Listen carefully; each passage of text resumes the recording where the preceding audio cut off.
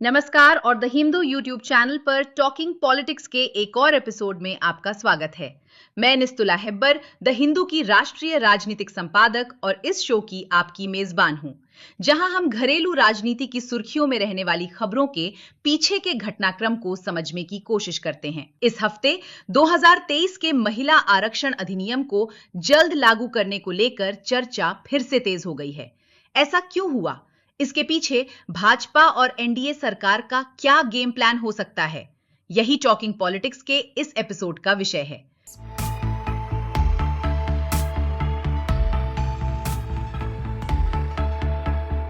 हमेशा की तरह हम अब तक की कहानी से शुरुआत करेंगे। महिला आरक्षण अधिनियम 2023, जिसे संविधान 106 संशोधन अधिनियम और नारी शक्ति बंधन अधिनियम भी कहा जाता है, सितंबर 2023 में पारित किया गया था। यह नए संसद भवन में संसद के दोनों सदनों द्वारा पारित होने वाला कानून का पहला अधिनियम था। लोकसभा में एआईएमआईएम के 2 सांसदों के विरोध को छोड़कर इसे सर्वसम्मति से पारित किया गया था। 3 दशक या उससे अधिक की इस यात्रा के बाद पिछले 30 से 35 वर्षों में कई सरकारों ने इसे पारित करने का प्रयास किया है।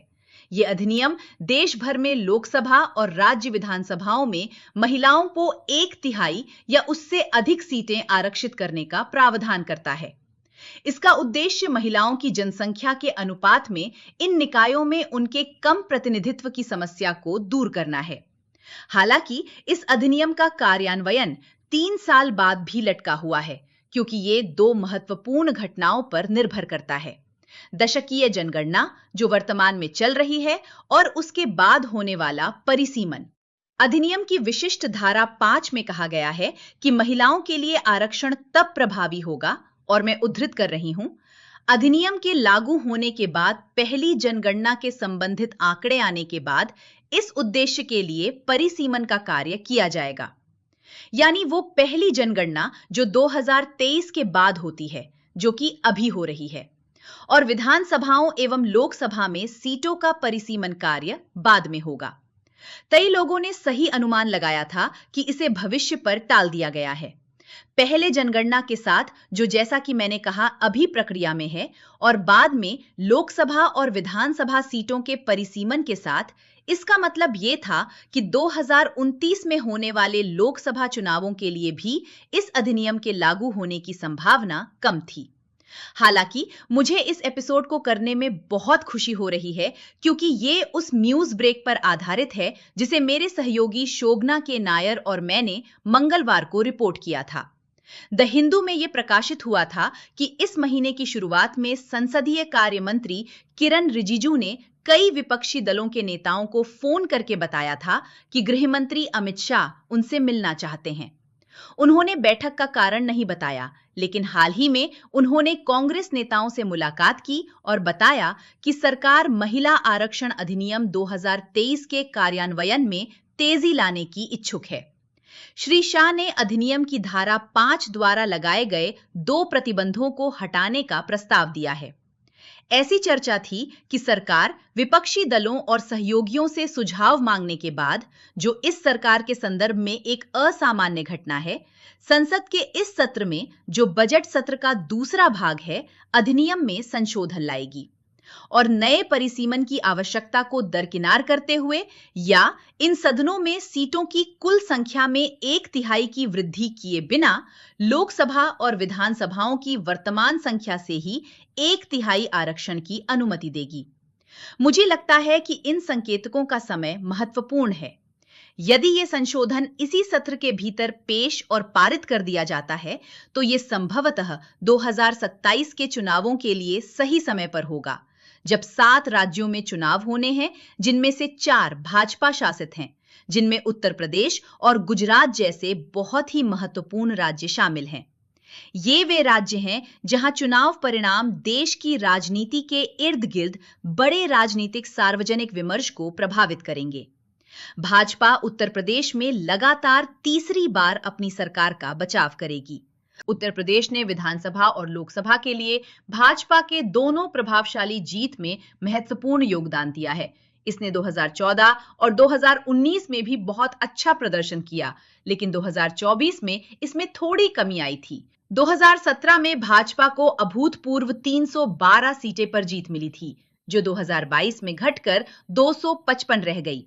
फिर भी वो बहुत अच्छी बहुमत थी। लेकिन 2024 के लोकसभा चुनाव में भाजपा की सीटें पिछले चुनाव के 62 सीटों के मुकाबले घटकर 33 सीटों पर आ गईं। अब यदि इसे राज्य के विधानसभा क्षेत्रों के हिसाब से देखें, तो समाजवादी पार्टी अपने सहयोगी कांग्रेस के साथ 178 सीटों पर आगे दिख रही है। ये गठबंधन 403 सदस्यीय विधानसभा में बहुमत के 202 के आंकड़े को आराम से पार कर लेता है। चुनावी अंकगणित को छोड़ दें तो भाजपा के भीतर गहरा असंतोष है। पार्टी अब तक अपनी आंतरिक शिकायतों को बाहर आने से रोकने में कामयाब जरूर रही है, लेकिन दरारें अभी भी दिखाई दे रही हैं। उदाहरण के लिए जनवरी में बुंदेलखंड के चरखारी ग्रामीण निर्वाचन क्षेत्र के भाजपा विधायक ने जल शक्ति मिशन के कार्यान्वयन या उसकी कमी पर राज्य जल मंत्री स्वतंत्र सिंह, जिन्हें मुख्यमंत्री योगी आदित्यनाथ का करीबी माना जाता है, के खिलाफ विरोध प्रदर्शन का नेतृत्व किया। बीजेपी के लिए राजनीतिक तर्क दूसरी तरफ भी जाता है। एक राजनीतिक दल के रूप में वह और कांग्रेस, तृणमूल कांग्रेस और बीजेडी के अलावा महिला नेतृत्व और उम्मीदवारों के लिए क्षमता रखने वाली एकमात्र पार्टियां हैं। इसलिए बीजेपी को इसकी शुरुआत करने का लाभ मिलेगा। समाजवादी पार्टी, जो यूपी में भाजपा की मुख्य प्रतिद्वंदी पार्टी है, इस मामले में बहुत पीछे है। चूंकि यूपी विधानसभा चुनाव में सिर्फ 1 साल बचा है, इसलिए विपक्षी दलों को यह देखना होगा कि प्रशासन किन सीटों को महिलाओं के लिए आरक्षित करता है। उसके बाद ही वे उम्मीदवारों को अंतिम रूप दे पाएंगे। यदि आप भाजपा के भीतर जाति जैसे मामलों के बारे में अधिक जानना चाहते हैं, तो पिछले एपिसोडों को देख सकते हैं। हमने अपना एक एपिसोड उस रात्रि भोज पर किया था, जो भाजपा के एक ब्राह्मण विधायक ने यूपी में ब्राह्मण विधायकों के लिए आयोजित किया था, जहां यह भावना बहुत प्रबल थी कि ब्राह्मण भाजपा का सबसे प्रमुख वोट बैंक है, जिसकी उपेक्षा की जा रही है क्योंकि योगी आदित्यनाथ की जाति ठाकुर समुदाय से आते हैं। ये महसूस किया गया कि प्रशासन राजपूत समुदाय के नौकरशाहों से भरा हुआ था। ये मुद्दे पर भाजपा के भीतर काफी आंतरिक टकराव चल रहा है और यूजीसी के सामाजिक न्याय के नियम भी, जो हाल ही में लाए गए थे, जिसे अदालत में चुनौती दी गई थी, जो अब अदालती मामले का हिस्सा बन गया है। उन्होंने भेदभाव की शिकायतों से सवर्णों को बाहर रखा और सवर्ण समूहों को लगा कि इसका उद्देश्य केवल उच्च शिक्षण संस्थानों में उन्हें परेशान करना है। ओबीसी की तरफ से भी प्रतिक्रिया हुई है और इसलिए भाजपा, जो सवर्णों के साथ-साथ ओबीसी, अनुसूचित जाति और जनजाति समूहों से भी समर्थन प्राप्त करती है, इसको लेकर मुश्किल स्थिति में फंसी हुई है। यूपी विधानसभा में ऐतिहासिक रूप से महिला विधायकों की उपस्थिति कम रही है। यूपी विधानसभा की वेबसाइट के अनुसार 403 सदस्यीय सदन में 51 महिला विधायक हैं, जो कुल संख्या का महज 12.6% है।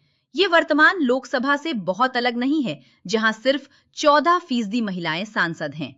51 महिला विधायकों में से 30 भाजपा से हैं और 15 समाजवादी पार्टी से। तो आप देख सकते हैं कि वहां एक अंतर है और भाजपा को लगता है कि वो इस अंतर को काफी सफलतापूर्वक पाट सकती है। अब महिलाओं को अक्सर एक जातिहीन वोट श्रेणी के रूप में देखा जाता है, एक ऐसी श्रेणी जो आर्थिक मुद्दों पर वोट करती है। एक वोटिंग श्रेणी के रूप में महिलाओं ने सरकार बनाने की ताकत रखने के मामले में अपनी ताकत का प्रदर्शन करती रही हैं। भाजपा, जो ब्राह्मणों, ठाकुरों, ओबीसी आदि जैसे जाति समूहों के बीच आंतरिक तनाव से जूझ रही है, महिलाओं को ये बताने के लिए एक महत्वपूर्ण आउटरीच है कि चलो ठीक है, वोटिंग श्रेणी के संबंध में आप हमारे लिए प्राथमिकता रही हैं, लेकिन हम आपको प्रतिनिधित्व भी देना चाहते हैं। जबकि कई लोगों का मानना है कि महिलाओं का चरित्र और स्वभाव उन्हें अलग या राजनीतिक दांवपेंच के मामले में किसी तरह अधिक गुणी बना देगा। वैसे मैं उस विचार से सहमत नहीं हूं। हाँ, बड़े पैमाने पर महिलाओं की उपस्थिति बातचीत और चिंताओं को बदल देगी। जैसा कि किसी भी समूह में बड़े पैमाने पर महिलाओं की उपस्थिति के साथ होता है। महिलाएं जनसंख्या का 50% हैं और केवल इसी आधार पर प्रतिनिधित्व की हकदार हैं। इससे जो कुछ भी निकलता है, बेहतर सामाजिक नीतियां या पुरुषों द्वारा मिश्रित कंपनी, बस इसमें बेहतर भाषा है। वास्तव में कई महिलाएं जो वैसे कार्यस्थलों पर शामिल हुईं जहां अतीत में पुरुष बहुमत में थे, ने कहा है कि जब महिलाओं ने बड़े पैमाने पर प्रवेश किया तो जीवन को आसान बना दिया, जीवन को थोड़ा बेहतर बना दिया और उन कार्यस्थलों में बातचीत को भी बदल दिया। नीति के संदर्भ में कोई ये उम्मीद कर रहा है कि ऐसा होगा, लेकिन बिल्कुल वैसा ही हो, ये मांग करना मुझे नहीं लगता कि ये सही है। जैसे हर दूसरे समुदाय और जाति समूह या किसी भी दबाव समूह या व्यावसायिक समूह पर उनकी संख्या को देखकर प्रतिनिधित्व के लिए विचार किया जाता है, उसी तरह जनसंख्या की 50% महिला भी प्रतिनिधित्व की अधिक हकदार है। हम केवल राजनीतिक दलों पर बिना किसी नियम के महिलाओं को समान संख्या में टिकट देने या कम से कम उन्हें जीतने वाले टिकट देने के लिए निर्भर नहीं रह सकते। इसके मिले जुले सबूत हैं कि क्या महिलाएं महिला उम्मीदवारों को वोट करना पसंद करती हैं। ऐसा कदम राजनीति में कई अन्य चीजों की तरह एक प्रयास है जिसके परिणाम अक्सर अमूर्त होते हैं। हालांकि इसकी संभावना है कि हमें विधायी निकायों में अधिक महिलाएं देखने को मिल सकती हैं। ये आकर्षक है और कुछ ऐसा है जो हमारे सोच से अधिक चीजों को बदल सकता है। मुद्दों के द्वितीय श्रेणी और तृतीय श्रेणी के प्रभाव हैं जिन्हें हम वास्तव में अमेरिका, इजराइल और ईरान के बीच चल रहे युद्ध के साथ देख रहे हैं। अब इस हफ्ते के लिए मेरे पास बस इतना ही है। मुझे उम्मीद है कि मैं ये समझाने में सफल रही कि महिला आरक्षण अधिनियम के कार्यान्वयन को आगे लाने के पीछे एक विशेष राजनीतिक तर्क क्यों है। लेकिन यदि ये किसी भी कारण से होता है तो मैं व्यक्तिगत रूप से कहूंगी, आपकी होस्ट उस परिणाम से काफी खुश होगी। हमारे कार्यक्रम को देखने के लिए आप सभी का बहुत बहुत धन्यवाद। मैं आपसे अगले हफ्ते फिर मिलूंगी।